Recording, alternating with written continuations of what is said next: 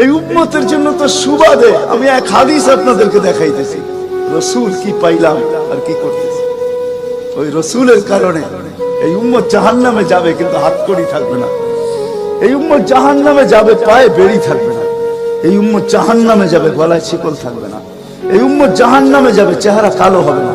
অথচ জাহান্নামীদের চেহারা কালো হবে, এই উম্মতের চেহারা কালো হবে না। একজনের চেহারাও কালো হবে না। ফেরেশতা জিজ্ঞেস করবে, আল্লাহ চেহারা তো ঝকঝকে, গলায় নাই শিকল, পায়ে নাই বেড়ি, হাতে নাই হাতকড়ি, এটা আবার কি পাঠায় দিলেন? তো আল্লাহ জবাব দিবে, আমার বন্ধুর উম্মত, খবরদার। তো ফেরেশতা মালিক জিজ্ঞেস করবে, দারোগা হাতকড়ি নেই কেন? বলছে, যেই হাত উঁচুতে ব্যবহার হয় ওটা হাতে হাতকড়ি লাগে না।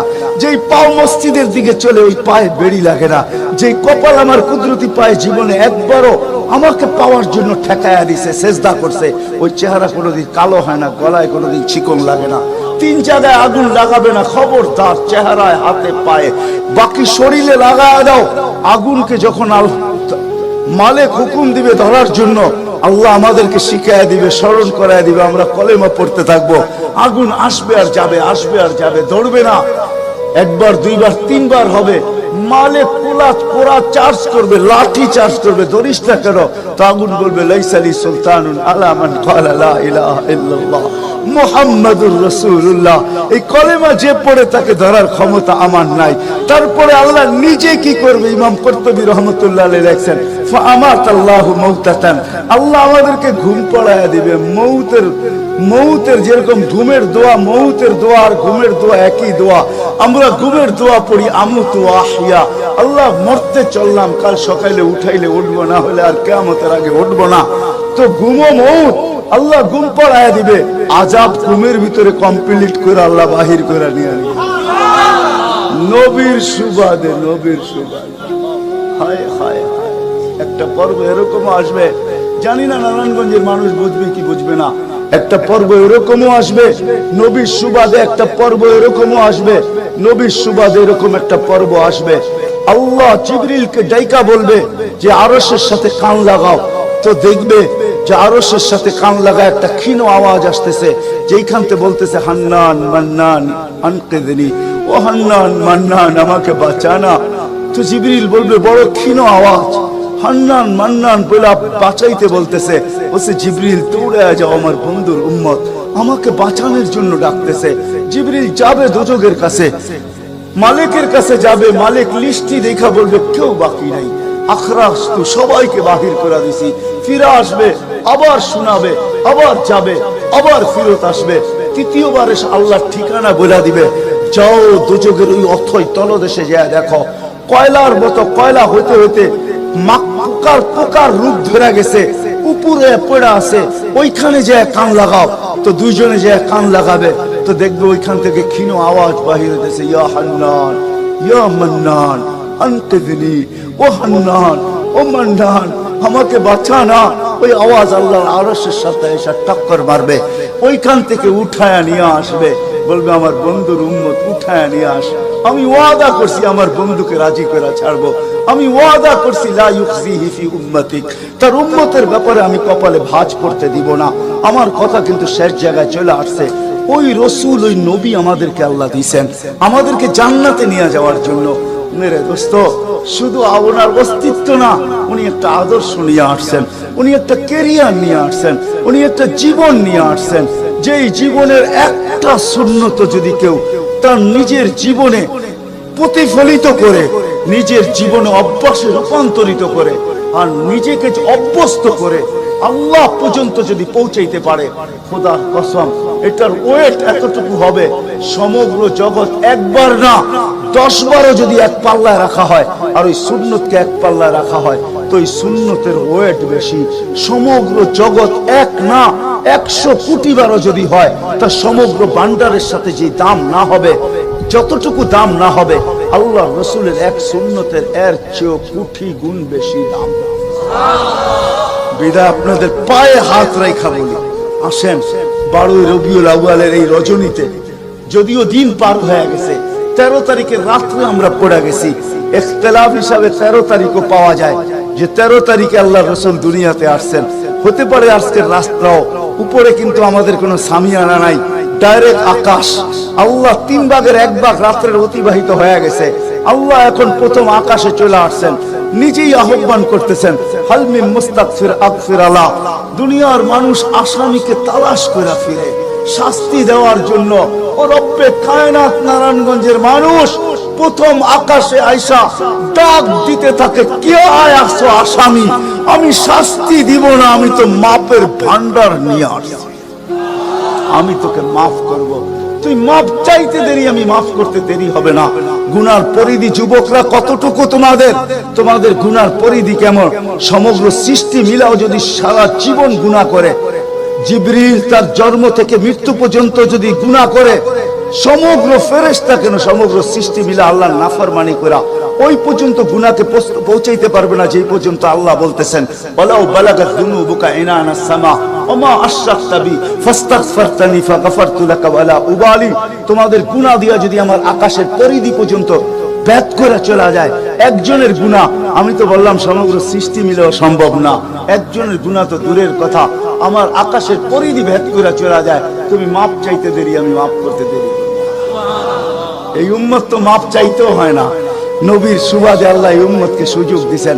তরজমা উলামায়ে কেরাম ভালো বুঝবে।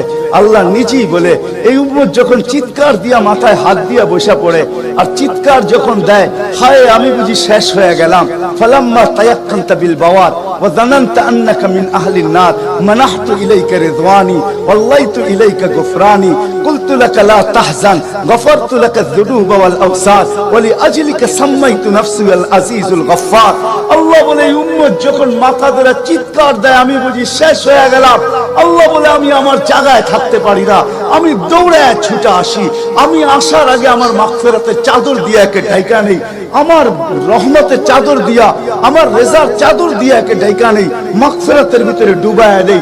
আমি আইসা পিঠে হাত বুলাইতে থাকি আর বলি, চিন্তা করার কোনো কারণ নাই, তোর ডাক আমাকে থাকতে দেয় নাই, আমি চলে আসছি, আমার রহমতের জোশ চলে আসছে, তুই মাপ না চাইলেও মাফ করে দিলাম। মুহাম্মদুর রাসূলুল্লাহ সুবাদে বিদায় নারায়ণগঞ্জের মানুষ, আমি যুবকদেরকেও বলবো, মা বোনদেরকেও বলবো, সবাইকে বলবো, শুধু আমাদেরকে জান্নাতে নিয়ে যাওয়ার জন্য আসেন নাই, একটা সুন্দর জীবন আমাদেরকে দেওয়ার জন্য আসছেন।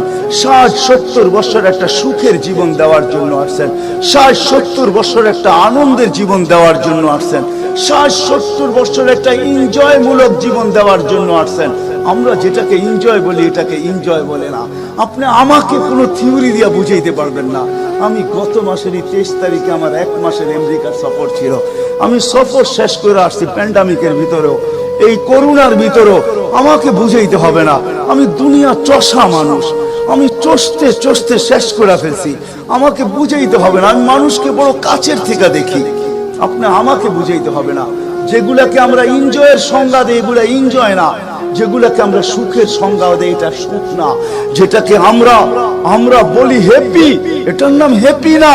আল্লাহর রাসূল এক হ্যাপি জীবন দেওয়ার জন্য আসছেন, এক এনজয় মূলক জীবন দেওয়ার জন্য আমাদেরকে আসছেন, এক সুখের জীবন দেওয়ার জন্য আসছেন, এক সুখের জীবন দেওয়ার জন্য আসছেন। সাহাবারা সুখী ছিল, কসম খোদা, আমরা দৌড়ে দেখছি, কিন্তু আমরা এখন পর্যন্ত কোন ব্যক্তি বুকে হাত দিয়ে বলতে পারবে না যে আমি কোন সম্পর্ক নিয়ে সুখী, কেউ বলতে পারবে না কোন সম্পর্ক নিয়ে সুখী, কেউ বলতে পারবে না আমি অর্থ নিয়ে সুখী, কেউ বলতে পারবে না আমি পদ নিয়ে সুখী, কেউ নিজে বলতে পারবে না এনাফ এই শব্দটা কেউ বলতে পারবে না, সুখী বলতে পারবে না। কিন্তু মেরে দোস্ত, আসেন নবীর আদর্শে আদর্শবান হই, নবীকে চিনি, নবীর ক্যারিয়ার পড়ি, নবীর শান পড়ি, নবীর জীবন পড়ি, তারপরে আমল করি। একটা সুন্নত ঘরে আমল করে দেখেন সবাই মিলা, ওই ঘরের ভিতরে আল্লাহ সুখের বন্যা বয় দিবে, বন্যা। সুখের সুখ হবে না, সুখের বন্যা হবে, বন্যা। সাহাবাদের জীবনে সুখের বন্যা ছিল, বন্যা। ঘরে কিচ্ছু ছিল না, আমি মানি। আজকেও অনেক আলেম ওলামা আছে যাদের ঘরে কিচ্ছু নাই, কিন্তু যা দেখবেন সুখ আছে, সুখ, সুখ রাখবেন না, সুখ আছে, সুখ আছে। কয়জন বলতে পারবেন যে আপনাদের পাও টিপা ঘুমের থেকে উঠায় আর পাও টিপতে টিপতে আপনাদেরকে ঘুম পড়ায়? আলেম ওলামা বহুত বলতে পারবে, যে আমাদেরকে পাও টিপতে টিপতে উঠায়, পাও টিপা টিপা আমাদেরকে ঘুম পড়ায়। এর চেয়ে বড় সুখ কি চান? এর চেয়ে বড় সুখ কি চান? ডেলি মাথায় তেল লাগায় দেয়, পায়ে তেল লাগায় দেয়, আঙ্গুল ভুলাইতে ভুলাইতে ঘুম পড়ায় দেয়।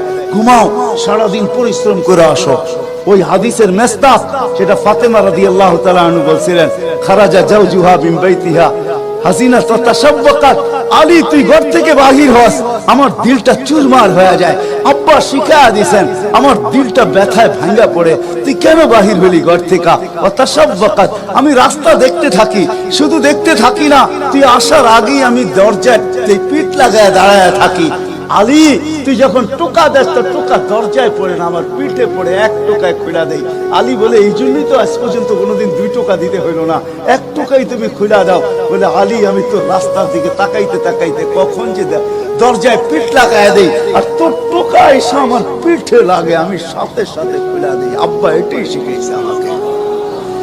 দিস ইজ লাইফ, এটার নামই লাইফ। আপনি আমাকে লাইফের সংজ্ঞা বুঝাইতে হবে না। আপনি আমাকে রাগ হবেন না, আপনারা আমাকে কোন দুনিয়া দেখাবেন? Canada, America, Australia, Europe, Japan, উন্নত বিশ্ব, চষতে চষতে আমার জুতা শেষ।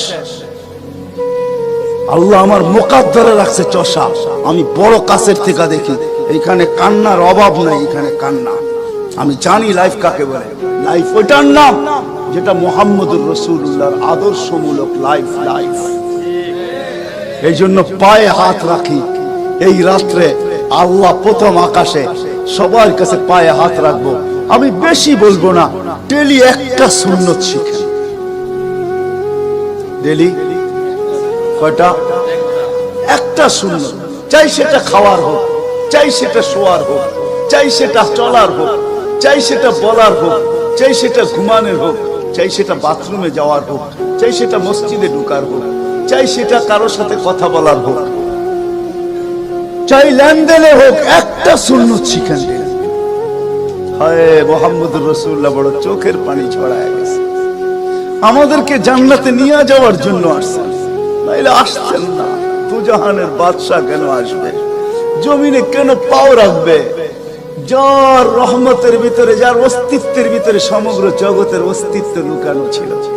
শুধু শুধু আল্লাহ আদম আলাইহিস সালামকে বলেন না, লাউলাহু লামা খালাকতুকা ইয়া আদম।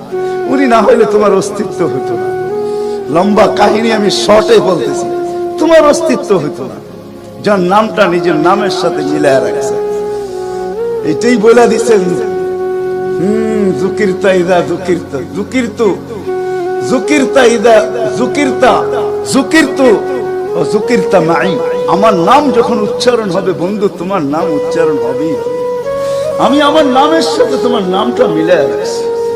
যাকে আল্লাহ 1000 বছর সৃষ্টির 1000 বছর আগে যার আল্লাহ পরিচয়ের ডঙ্কা বাজাইতেছেন, ইয়াসিন 1000 বছর আগে পড়ছেন, তখন আল্লাহ বসাইতেছে ইয়াসিন আল কোরআনিল হাকিম। আমি তো বলি উলামা বুঝবে, ইয়াসিন আল কোরআনিল হাকিম ইন্নাকা লামিনাল মুরসালিন। আমি তো বলি ইন্নাকা ওকে বলা চলে যে সামনে উপস্থিত বসা। আরবি গ্রামার এটাই বুঝায়। আল্লাহ মনে হয় বন্ধুকে সামনে বসাই বলতেছিলেন ইন্নাকা লামিনাল মুরসালিন। আমার মনে হয় পেটে হাত রাইকেই বলতেছিলেন ইন্নাকা লামিনাল মুরসালিন। বন্ধু আপনি নবী হিসাবে প্রেরিত বন্ধু।